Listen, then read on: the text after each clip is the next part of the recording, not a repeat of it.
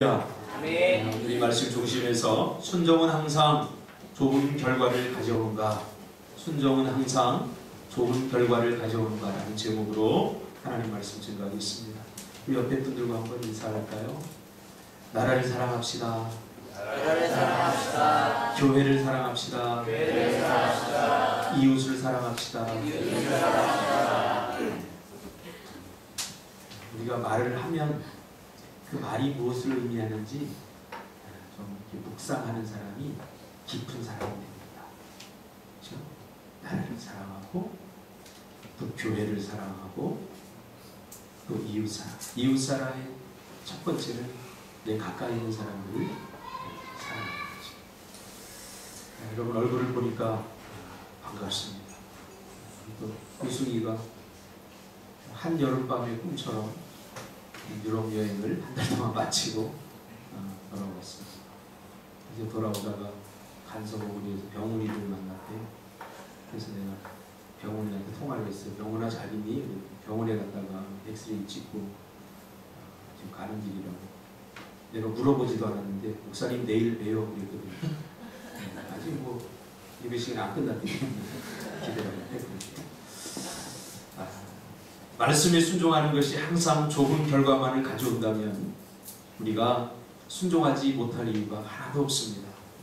주일 성수 잘하고 11조도 잘하고 성경 말씀대로 살아가고 누구보다도 헌신과 섬김을 잘하며 하나님의 말씀대로 순종하며 사는 사람들이 그렇지 못한 사람보다 눈에 띄게 두각을 나타내는 삶을 산다면 문제가 될 것이 하나도 없습니다. 그렇다면 누구나 강조하지 않더라도 말씀에 다 순종하며 살 것입니다. 순종하는 사람들이 더 잘되고 순종하는 사람들이 더 축복받고 순종하는 사람들이 더 두각을 나타내는 탁월한 삶을 산다면 굳이 목사가 이렇게 나서서 순종합시다, 순종해야 됩니다라고 말할 필요가 없다는 거죠. 신앙생활이 만약 그렇다면 굉장히 신날 것입니다. 목회도 굉장히 재미있을 것 같아요. 순종해야 됩니다. 이 말하는 것이 참 굉장히 힘듭니다. 근데 우리의 삶은 그렇지 않을 때가 많습니다. 하나님은 우리가 예배하는 것보다 순종하는 것을 더 기뻐하고 순종은 기적을 만들어내고 순종은 곧 우리에게 축복을 가져다 준다고 말했지만 우리가 살아가는 삶의 현장 속에서 느끼는 순종에 대한 결과는 우리에게 썩 만족할 만한 결과를 주지 못하며 기대에 부응하지 못할 때가 허다합니다. 여러분 그렇지 않습니까? 순종이 항상 우리에게 좋은 결과만을 가져다 줍니까? 제가 경험한 바에 의하면 그렇지 못할 때가 더 많습니다. 순종이 항상 좋은 결과만을 가져다 준다면 얼마나 좋겠습니까? 그러나 순종은 항상 좋은 결과만 우리에게 가져다 주지 않습니다. 그러므로 순종은 우리에게 좋은 기업을 주기보다는 오히려 부담될 때가 많습니다. 순종해야 됩니다. 그러면 이 마음의 부담으로 먼저 다가오고 또 오히려 깊은 상처와 아픔, 상실감, 두려움을 남길 때가 많습니다. 이거 순종했다가 괜히 속는 것 아닌가. 또 마음을 추스려서 속눈샘 치고 한번 순종해볼까? 그랬다가 속았구나 할 때가 있다는 거죠. 그럼 왜 그럴까요? 성경은 분명히 우리에게 순종이 기적을 만들어내고 순종해야 된다고 말하는데 순종이 항상 좋은 결과만을 가져오지 못할까요? 하나님은 우리가 순종하려고 애쓰는 과정에서 오는 모든 힘든 과정을 바라보면서 우리가 괴로워하고 우리가 힘들어하는 그런 몸부림을 보면서 즐기는 그런 분일까요? 좋은 결과를 가져오지 않는 순종을 우리는 어떻게 받아들여야 될까요? 그것은 마치 우리가 열심히 일하고 최선을 다해서 일했는데 거기에 걸맞는 보상을 받지 못하는 사람의 마음과 같습니다. 우리가 최선을 다해서 일했는데 열심히 일했는데 거기에 걸맞는 보상을 받지 못할 때 우리 마음속에는 서운한 마음과 더 나아가서는 분노가 끓어오르지 않겠습니까? 제 친구 목사는 사랑의 교회 부목사로 있다가 개척을 얼마 전에 했는데, 언젠가도 제가 말씀드렸지만 아버지가 장로님이시고 평생 그 농사 지으면서 그 작은 교회를 세워나가기 위해서 최선을 다해서 가정보다도 교회 먼저 신앙 중심으로 이렇게 사셨는데, 어느 날 큰 덤프트럭이 와서 그 아버지가 깔고 지나가셨어요. 이 친구가 충격을 받았어요. 과연 하나님이 살아계신가? 동네에서도 소문이 자자하게 났어요. 순종하기로 유명했던 목사님. 목사님의 말씀에, 하나님 말씀에, 또 성도들을 자기 몸처럼 아껴주고 충성을 다했던 그 장로님이 어느 날 큰 덤프트럭에 깔려서 죽는 것을 보면서 이 친구 목사가 충격을 받았어요. 그때 이제 아직 학생들이야. 순종이 좋은 결과만을 가져다 준다면 얼마나 좋겠습니까만, 순종이 오히려 그렇지 못할 때가 많습니다. 그래서 그것이 우리에게 상처를 주고 우리에게 아픔을 주고 우리를 고통스럽게 할 때가 있습니다. 오늘날 많은 사람들이 교회를 떠나고 하나님에 대해서 기대하지 않는 이유가 바로 여기 있다고 생각합니다. 세상의 종교처럼 선을 베풀고 좋은 일을 하면 신이 나에게 복을 주시겠지 하는 기대감을 가지고 많은 사람들이 교회를 다니고 또 신앙생활을 합니다. 그러나 그렇지 못할 때 우리는 실망하고 교회를 떠납니다. 오늘 본문은 바로 그런 문제를 다루고 있습니다. 이스라엘 백성들이 힘들고 어렵게 애국을 떠나서 하나님께서 가라고 명령하신 그 말씀에 순종하여 광야로 향하던 중에 이제 직진해서 쭉 가면 불과 일주일이면 가나안 땅에 들어갈 수 있는데, 하나님께서 쭉 가다가 갑자기 스탑! 그리고는 유턴을 시킵니다. 이쪽으로 쭉 가야 되는데 하나님께서 그만! 하고 다시 유턴을 시켜서 애굽 쪽으로 다시 돌아오게 합니다. 오늘 본문에 보니까 바다와 믹돌 사이, 즉 애굽 왕 바로의 표현에 의하면 가장 좋은 표현이에요. 갇혀버리게 된 것이에요. 이쪽으로 쭉 가면 되는데 하나님은 이렇게 유턴을 시켜서 지금 어디로 가냐면, 앞쪽에는 홍해가 딱 가로막혀 있고 뒤쪽에는 바로의 군대가 따라오고 옆에는 큰 산맥이 있어서 그 어린 아이들을 데리고 그 산맥을 넘을 수가 없어요. 그러니까 바로의 오늘 고백이 굉장히 정확한 고백입니다. 저들이 갇혔다. 이상한 거예요. 쭉 직진해서 가면 얼마나 좋겠습니까? 저도 운전을 할 때 직진 코스를 좀 합니다. 특히 통영 가는 길이죠. 통영 가는 길. 잘 뻗었어요. 한 160 밟아도 밟은 것 같지가 않아요. 160 밟아도 끝이 안 보일 정도로 쫙 뚫렸어요. 그렇게 쭉쭉 우리 인생이 쭉쭉쭉쭉 가면 얼마나 좋겠습니까? 기도하면 쭉쭉쭉 응답되고 막 쭉쭉쭉쭉 믿음도 성장하고 기도 좀 쭉쭉쭉 크고, 그럼 얼마나 좋겠어요. 근데 하나님은 스탑! 해놓고는 유턴을 하라고. 유턴을 해서 좋은 장소에 데려가면 좋은데 가둬놔버려요. 가둬놔. 뒤에는 바로의 군대가 600승의 병거를 이끌고 금방이라도 삼킬 듯이 다가오고, 옆으로는 큰 산맥이 둘러쳐져 있고 앞에는 홍해가 다 가로막혀 있어서 막다른 골목에 하나님께서 같이 가신 것입니다. 이건 누가 봐도 하나님의 인도하심이 아니라 이끌어 주심이 아니라 하나님께서 고의적으로 가둬놓은 거예요. 그렇잖아요. 가라 해놓고는 스탑 해놓고는 유턴 해서 가둬놔버린 거죠. 하나님께서 이러면 안 되지 않습니까? 떠나라고 그럴 때는 언제고? 이제는 옴짝달짝 못하게 앞으로 가지도 못하고 뒤로 가지도 못하고 이스라엘 백성은 잔뜩 기대하고 축복의 길이라고 생각하고 출애굽을 하였는데 깊은 수렁으로 빠뜨린 것입니다. 이런 하나님을 우리가 어떻게 일평생 신뢰할 수 있겠습니까? 하나님께서 말씀에 순종하면 좋은 결과를 주시겠다고 했는데 좋은 결과는커녕 앞으로 가지 못하고 뒤로도 가지 못하고 옆으로도 가지 못하고 이것이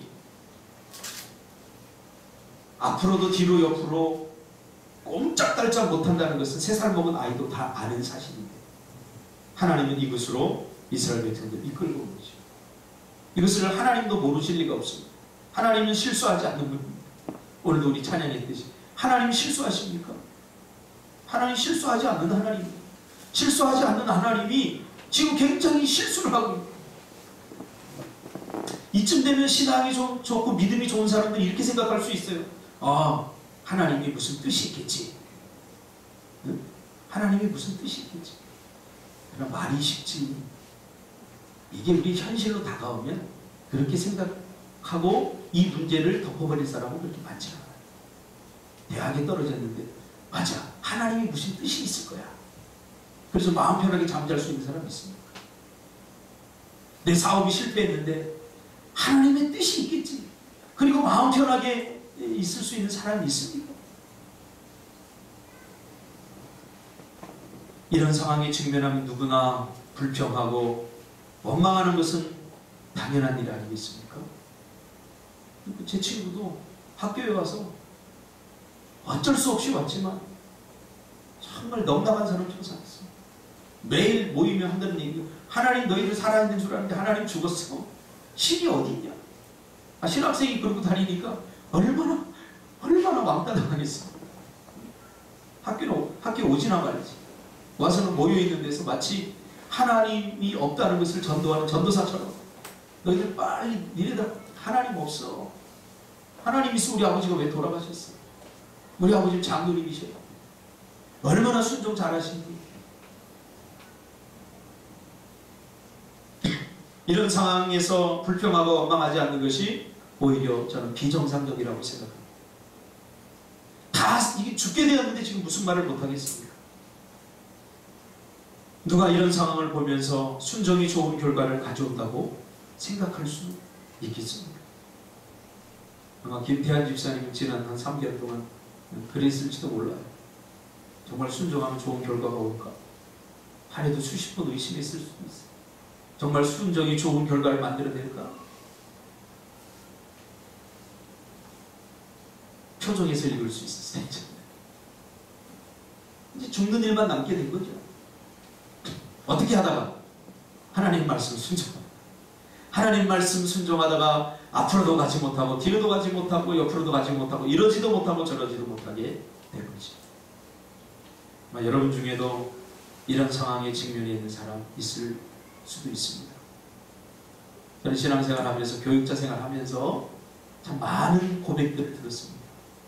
이 교회 다닐 수도 없고 안 다닐 수도 없고 예수 믿을 수도 없고 믿지 않을 수도 없고 헌신을 할 수도 없고 안 할 수도 없고 순종을 할 수도 없고 안 할 수도 없고. 여러분 아직도 순종이 좋은 결과를 가져다 준다고 믿습니까? 그러면 우리는 어떻게 됩니까? 왜 순종이 항상 좋은 결과를 가져다 주지 못할까요? 우리 여기서 몇 가지 생각을 해봐요. 첫째로 순종의 결과에 대한 보상을 내 마음대로 기대해서 안 됩니다. 내가 순종하면 하나님 이런 보상을 주겠지 하고 자기 식대로 보상을 기대해서 안 된다는 거죠. 대부분 사람들이 순종을 하고 낙심하는 이유는 순종을 하고는 자기 식대로 하나님께서 이렇게 채워주시겠지, 이렇게 역사하시겠지, 그리고 자기 식대로 보상을 원할 때가 많죠. 우리가 순종하고 기대하는 것은 좋으나 그 기대하는 것이 자기 중심성에서 나오면 안 됩니다.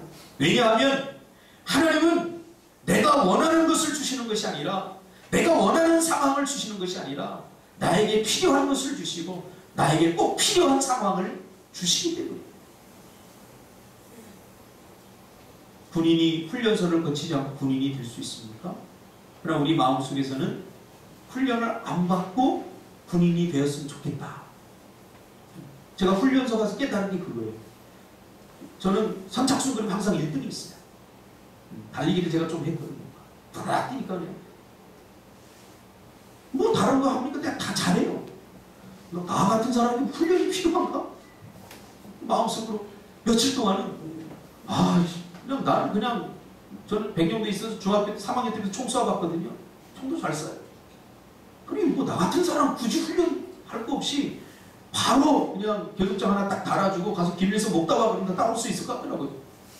제가 20대 때는요 정말 날았어요. 담벼락 같은 것도 뭐 이렇게 축 하고 그냥 올라가고 나 같은 사람이 무슨 훈련이 필요한가? 근데 하루 이틀 지나면서 그게 괜히 왔다니까 힘들어 죽겠다. 한 일주일 지나니까 죽겠어. 왜? 훈련은 내가 하고 싶은 건 내가 잘하겠는데 내가 하고 싶지 못한, 내가 하고 싶지 않아, 내가 잘 할 수 없는 걸 하더라고. 아침에 저 일어나는 거 되게 싫어하거든요. 한 일주일은 잘하겠는데 그 다음부터는 막 이제 몸이 막 훈련하는 거 지쳐있는데 아침에 빰빰빰빰빰빰빰빰빰빰 이게 막 나팔이 울리는데 죽겠다. 순종하면 내가 원하는 상황, 내가 원하는 것을 주실 것이라고 착각해서 안 해요. 내가 원하는 것이 아니라 나에게 필요한 것을 하나님 주십니다. 군대 가기 전에 나에게 훈련소가 필요하지. 정말 내가 원하는 것을 얻는 것이 여러분 축복이라고 생각합니까? 아닙니다. 오늘은 한국교회 기독교는 이렇게 오염됐습니다. 우리가 원하면 모든 것을 하나님 다 주신다. 성경을 잘못 해석하고 있는 거예요. 구하라 찾아라 두드리라 그러면 주시겠다. 그 본문만 딱 갖고 이야기하니까 구하면 다 준다. 그 본문은요 뒤에 것과 다 연결되어 있어요. 어떻게 할 때 구하면 주시는가? 제가 몇 번이나 설교하지 않았습니까? 이 부분에 대해서. 내가 원하는 것이 최선의 것은 아닙니다. 그렇게 보일지라도 내가 원하는 것이 가장 좋은 것입니까? 아닐 수 있어요.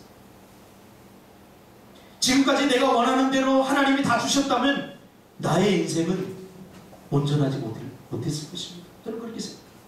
내가 지금까지 하나님 앞에 구한 모든 것들을 하나님 나에게 다 주셨다면 끔찍합니다. 얼마나 교만해져 있고 아마 신이 되었습니다. 내가 신.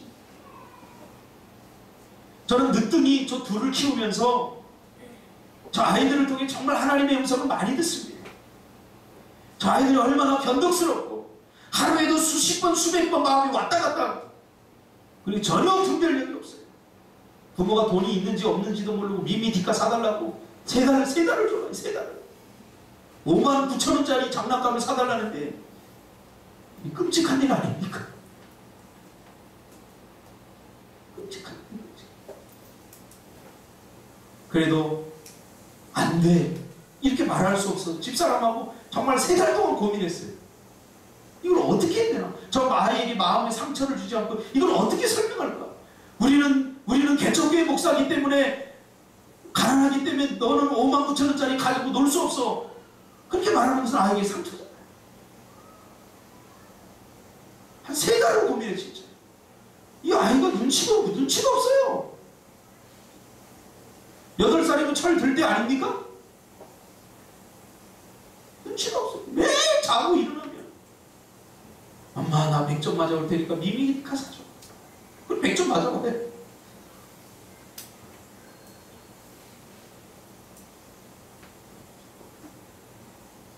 아마 우리 그 아이들이 우리에게 원하는 대로 내가 다 해줬으면 예원이와 예단이는 괴물이 되어 있을 겁니다. 하나님이 여러분이 원하는 걸 다 해줬으면 여러분은 아마 괴물이 되어 있을 겁니다. 아버지 내가 적당히 통제하고 무엇이 가장 좋은 선택인가? 무엇을 줘야 하는가? 전 아이는 어떻게 해야 되는가? 그러니까 아이들이 그나마 건강하니까. 두 번째로 순종의 결과에 대한 타이밍을 내 마음대로 정하지 마십시오. 지금이 아니면 안 됩니다. 지금 꼭 줘야 됩니다. 내 마음대로 정하세요. 내 마음대로. 하찮은 인간이 이 시간과 타이밍을 함부로 할 수 있습니까? 그래서 사람들은 답답하니까 우상을 만든 거예요. 우상을 만들고는 절하고선 빨리 응답죠.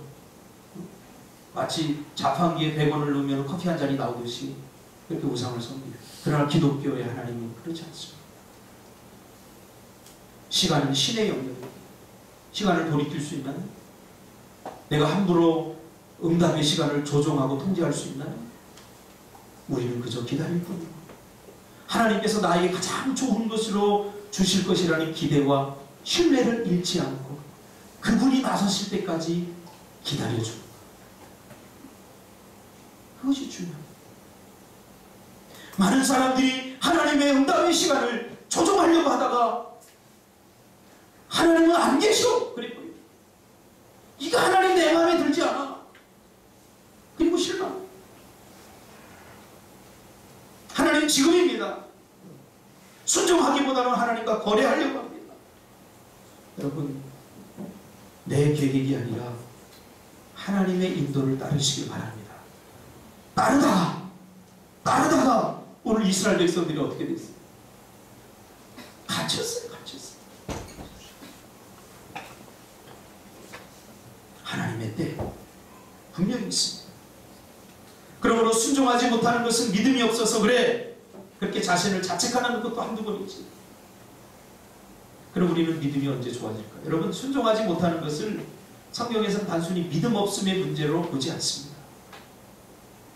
우리가 조금 더 깊이 묵상해 보면 순종하지 못하는 것이 믿음이 없기 때문이다. 물론 틀린 말은 아니에요.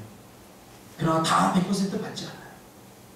자, 순종하지 못하는 것이 믿음이 없기 때문이다. 이렇게 말하는 사람은 굉장히 막연해요. 그럼 우리의 믿음은 언제쯤 좋아질까요? 저는 10년 전에도 제가 이렇게 생각해봤고 앞으로 10년이 또 지나도 이렇게 생각하면서 자기 자신을 그래도 좀 위안을 삼으려고 하죠. 나는 아직 믿음이 좀 약해. 나는 아직 믿음이 좀 없어. 나중에 믿음이 좋아지니까. 정말 나중에 믿음이 좋아졌습니까? 번지수를 잘못 찾은 거죠. 어떤 의미에서 순종하지 못하는 것과 믿음이 없는 것은 전혀 별개의 문제입니다. 저는 이 문제를 결과적 측면에서 바라보는 것은 전혀 도움이 되지 않는다고 생각합니다. 이 문제는 과정적 측면에서 생각해야 된다고 생각합니다. 결과적으로 믿음이 없기 때문에 순종하지 못해. 언젠가는 내가 순종할 수 있을 거야. 이런 사람에게 소망이 없습니다. 왜 순종이 안 되는가에 대해서 우리가 말씀을 더 좀 깊이 묵상해봐야 돼요. 결과적 측면에서 보면 뻔한 답이 나오기 때문이죠. 믿음이 없어서 그래? 내가 앞으로 믿음을 더하면 내가 믿음이 더 좋아질 거야. 그러니까 지금은 아니야. 아닙니다. 세 번째로, 그러므로 순종이란 것은 의지와 행동의 문제가 아니고 순종은 자기 깨어짐의 문제입니다. 많은 사람들이 순종하지 못하는 것은 의지가 약하고 게을러서 그렇다고. 제 이야기가 아니라 제가 들어보니까 그래요. 너 왜 새벽기도 못 나왔어? 잠이 많았어. 내가 게을렀어. 과연 그럴까요? 번지수가 잘못 찾은 거예요. 너 왜 성경 안 읽어? 내가 믿음이 없었어. 전혀 아니에요, 정말. 믿음이 없으면 오히려 성경을 읽어야죠. 믿음은 들음에서 나면, 들음은 하나님의 말씀으로 말미암는다고 말씀했잖아요. 그러니까 믿음이 없으면 정말 성경을 읽어야 되는 거죠. 그러니까 자기가 무슨 말을 하는지 몰라. 왜 성경을 안 읽고? 믿음이 없었어. 왜 헌신하지 못해? 믿음이 없었어. 믿음이 없다는 것을 그냥 당연하다고 생각합니다. 과연 그럴까요? 그러므로 왜 아직 순종이 안 되는가 묻는다면 믿음이 없어서가 아니라 아직도 내가 죽지 못하고 내가 깨어지지 않아서 내가 깨어지지 사도 바울의 말에 의하면 내가 죽어야 돼. 내가 죽어야 순종이 가능하다. 삶의 모든 영역에서, 삶의 모든 중심에 내가 살아있고 내가 서 있으면 순종이 되지 않습니다.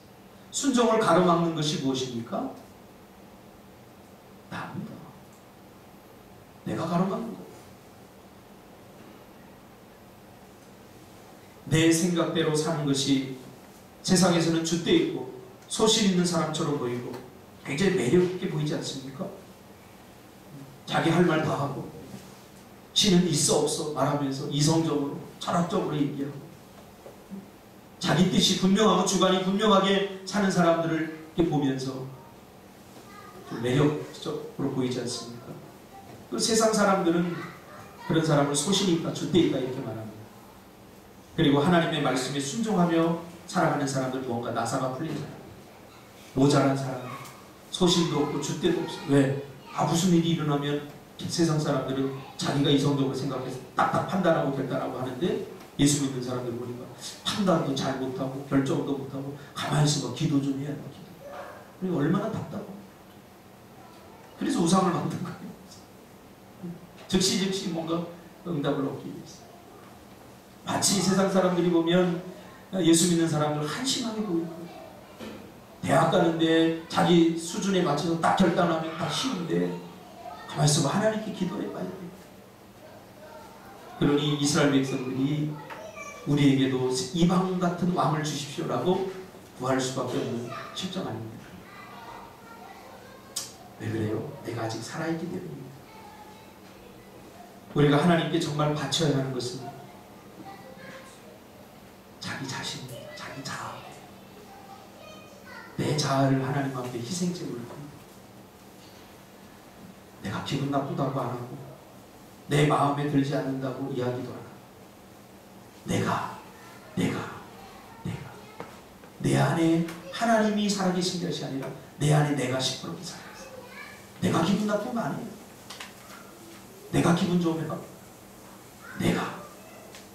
내 자아가 깨져. 여러분, 예수 믿는다는 것은 우리가 지금까지 잘못 배웠을 수도 있어요. 예수님이 말한 복음은 우리가 생각하는 것 같은 그런 복음이에요. 내가 죽어야 돼.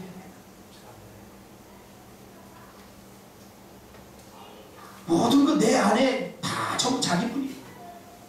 그런 사람이 어떻게 순종할 수 있겠습니까? 이거 좀 해야 됩니다. 내가 시간이 없어요. 이것 좀 하면 안 될까요? 내가 바빠요. 내일 먼저 해요.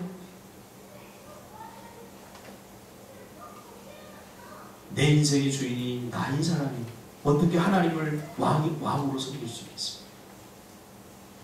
갈라디아서 2장 20절에 사도 바울은 내가 그리스도와 함께 십자가에 못 박혔나요?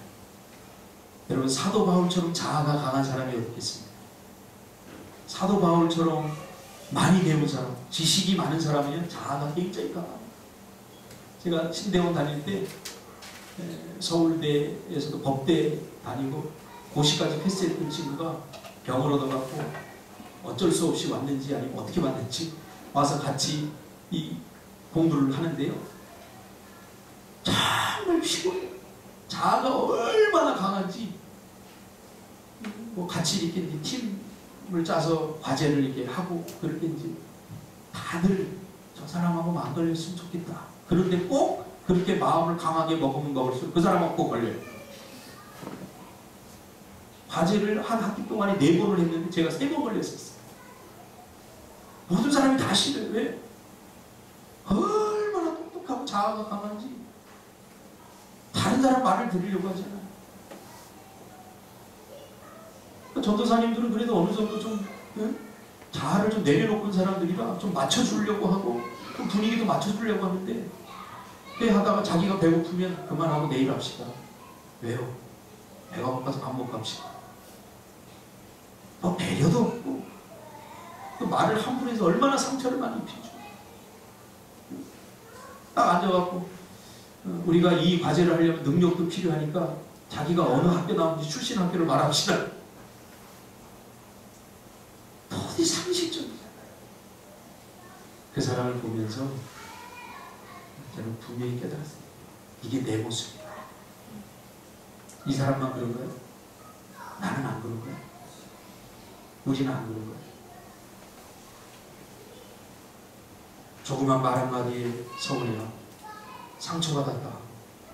너 때문이야. 그러면서 내가 이렇게 살아있는데 어떻게 하나님은 나의 자아를 통해서 하나님의 뜻을 이룰 수 있습니다.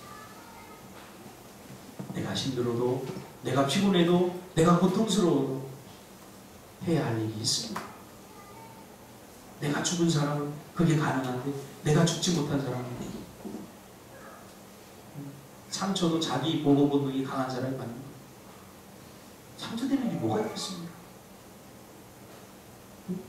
손석이 나한테 얘 키 작은 놈아 그래.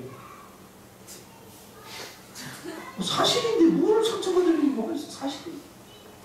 아니기를 바라는 거예요. 나는 그 말을 누군가 안 해주기를 바라는 거예요. 안 해주기를. 그럴 필요 없어요. 공부 못하고 꼴등아. 꼴등이잖아. 나. 그 인정하면 되는 거예요.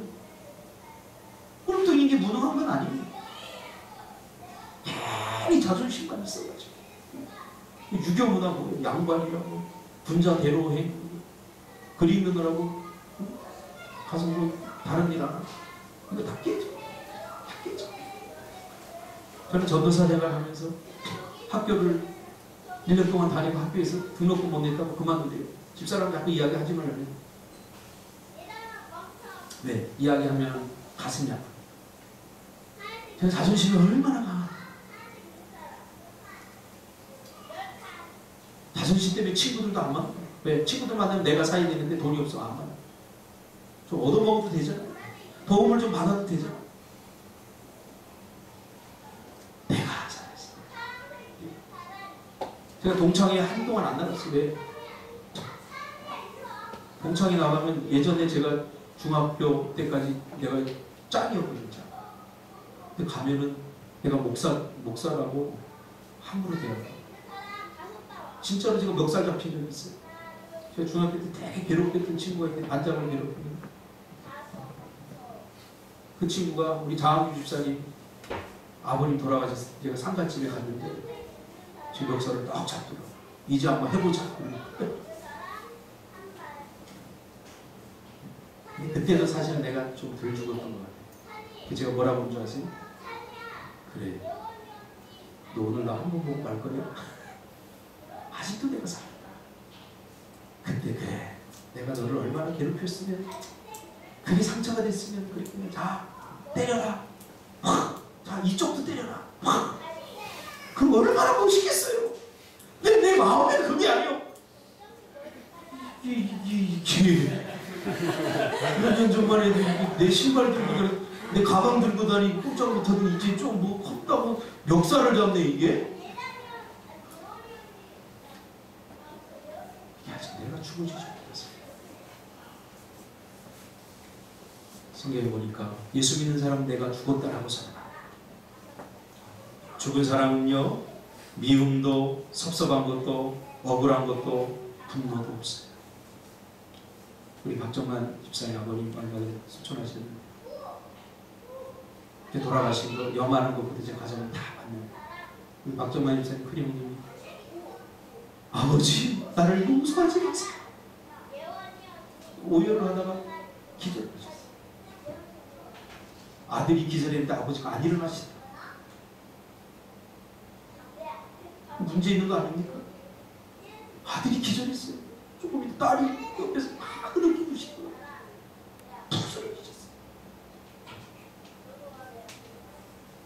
왜 못 일어나고 죽어요? 여러분, 우리는 죽은 사람들이에요. 그러므로 순종은 자기 욕심의 문제고, 자기 욕망의 문제고, 자기 이익의 문제고, 자기 중심성의 문제고, 아직도 우리 안에 자기의 이게 깨어지지 않으면 순종은 절대 순종할 수 없어요. 자기가 순종하고 싶은 것 순종. 그게 순종입니까? 자기가 순종할 수 있는 것만 순종하는 것 순종 아닙니다. 우리는 여기서 모세와 이스라엘 백성들의 모습을 발견하게 됩니다. 갇히게 되자 뻔히 알았어요. 이제 갇혔다. 뒤에서 바로의 군대가 병거 600승이 따라오는데 보이지 않을 때는 마음에 그냥 두려움이 있었는데 보이기 시작하니까 이제 야 죽었구나 그러면서 이제는 어떻게 모세 너 때문이야 이 자식아. 불평함을 쏟아놓기 시작합니다. 원망을 쏟아놓기 시작합니다. 호들갑을 떱니다. 그러나 모세는 침착하게 이 상황을 받아들입니다. 생각해보세요. 이게 있을 수 없는 일 아닙니까? 하나님의 말씀에 순종하여 갔다가 죽게 생겼는데 하나님의 말씀을 따라갔다가 그것이 무덤이 될 지경인데 지금 이게 있을 수 있는 일입니까? 여기서 여러분 의연하게 받아들일 수 있는 사람이 몇 명이나 되겠습니까? 그러나 모세는 오히려 이 상황을 침착하게 받아들이면서 세 마디를 합니다. 이 세 마디가 굉장히 중요해요. 첫째, 두려워 말라 얘들아. 두려워 말라. 두 번째로 가만히 있어라. 가만히 서 있어라. 가만히 서 있어라. 마지막 세 번째로 하나님께서 너희를 위하여 행하시는 구원을 너희들이 보게 될 것이다. 참 말도 안 되지 않습니까? 죽게 생겼는데 하나님께서 너희를 위해서 행하실 구원을 보게 될 거라고 말합니다. 이 세 가지 반응은요 우리가 시퍼렇게 살아있을 때 나타나는 반응입니다. 내가 살아있으면 우리 삶에 일어나는 모든 일들에 대해서 두려움이 생깁니다. 죽은 사람은 두려움도 없어요. 왜 두렵습니까? 미래를 생각하면 이러지도 못하고 저러지도 못하고 교회에 나갈 수 없고 나갈 수도 없고 안 나갈 수도 없고 운영위원 할 수도 없고 안 할 수도 없고 두려운 거예요. 두려움. 내가 살아있으면 두려우지. 내가 살아있으면 가만히 있지 못합니다. 이런 상황에 직면하게 되면 불평하고 원망하고 길길이 날립니다. 하나님 도대체 왜 이럽니까? 왜 나한테 이래요?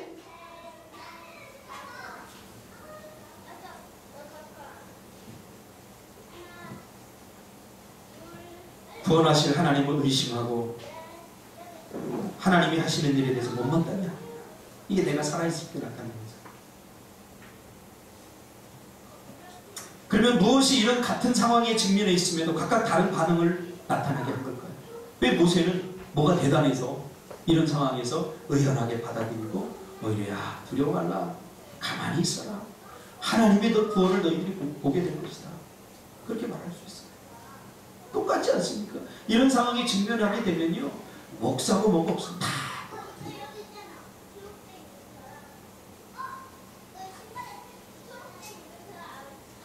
모세는 과거에 자신이 깨어진 상태이고 과거에 자기가 죽었기 때문에 모세는 자기의 과거 애굽에서의 자기 애굽은 세상을 말하지 않습니까? 애굽에서의 자기 이제 더 이상 모세는 기대하지 않습니다. 뭐를? 왕이 될 것이라는 기대. 애굽에서 자기가 뭐 누릴 수 있는 모든 것들이 전혀 기대하지 않습니다. 애굽에 대해서 죽은 거죠. 이제. 모세는 애굽에 대해서 기대하지 않아요. 먹고 싶은 거 우리가 마음대로 먹었어. 아직 애굽에 대해서 죽지 못한 거예요. 예수 믿으면서도 아직 세상에 대해서 미련이 가득 남아있는 사람은 순종이 절대 안 돼요. 애굽의 수박이 이만한 수박이 쌓여서 10덩이 10,000원. 길거리 이렇게 다니면서 보니까 수박들이 막 이렇게 쌓여서 시커먼 수박. 그 목사님들이 전부 다 간식을 수박 사겠다고 자기. 왜? 수박 한 5만원씩 사면요 한 사람이 한 통씩 들고 먹거든. 그러니까 출애굽할 때 이스라엘 백성이 되잖아요. 애굽에 있을 때 왜라고 나오는데 이게 수박이에요. 수박. 애굽에 있을 때는 좋은 과일들 왜 수박 이런 것도 많이 먹어서 광야는 뭐예요? 물 한 방울 나오지 않잖아요. 자꾸 그리워. 왜? 애굽이 죽지 않았고. 이것이 문제입니다. 순종은 단순히 하느냐 하지 않느냐 하는 행위의 문제가 아니라 의지의 문제가 아니라 이것은 자기 깨어지는 문제. 우리가 세상에 대해서 철저히 내가 죽어야 돼. 유기성 목사님이 쓴 내가 죽고 예수로 사는 사람이라는 책을 보면 그 목사님이 이런 고백을 하는 장면이 나옵니다. 순종에는 두 가지 방법이 있다. 하나는 노력하여 순종하는 것이고 또 하나는 죽음으로 순종하는 것이고 그런데 노력하여 순종하는 것은 힘들어서 못한다. 힘들고 어려우면 포기한다. 노력으로 죽으려고 하는 사람은 죽은 척하는 것이다. 건드려보면 안다. 지금 다 건드려보면 어느 정도 참을 수 있어요. 노력하는 사람. 전상진 바보. 참아요. 에이 바보 같은 거. 그래도 참아요. 이 노력으로 참아요. 이 같은 게 뭐 할 수 있어? 하나님 참을 만큼 참았습니다. 이 노력으로 참아요. 예라이 죽은 사람. 전상진 바보. 또 웃겨요. 무능력한다. 그래도 가만히 죽어. 왜? 세상에 대해 죽었기 때문에. 이 죽었다는 말을 잘 이해해요. 애굽은 이스라엘 백성들은 애굽에 대해 아직 미련이 남아서 죽지 않았어요. 애굽을 여전히 기대합니다. 다시 돌아갈 수만 있으면 돌아갈 수도 있다고 생각합니다. 그러나 모세는 더 이상 갈 곳이 없어요. 그래서 광야에 40년 동안 하나님 붙잡아놨던 거예요. 왜? 다시 돌아가고 싶은 마음이 생길까 봐. 그래서 어쩌면 살인자가 됐을 수도 있어요. 돌아갈 모든 길목이 다 착사된 거예요. 하나님 다 되는데 이것만 안 됩니다. 다 말할 수 있지만 이것만은 말할 수 없습니다. 숨기고 싶습니다. 이것만 안 됩니다. 이게 다 죽어집니다. 그래 우리 인생이 힘들 것 같아요? 전혀 힘들지 않습니다. 제가 죽어보니까 좀 알겠어요. 제가 죽어보니까 오히려 그러면 더 행복해져요. 내가 죽어야 비로소 내 안에 하나님께서 사십니다. 기도하겠습니다.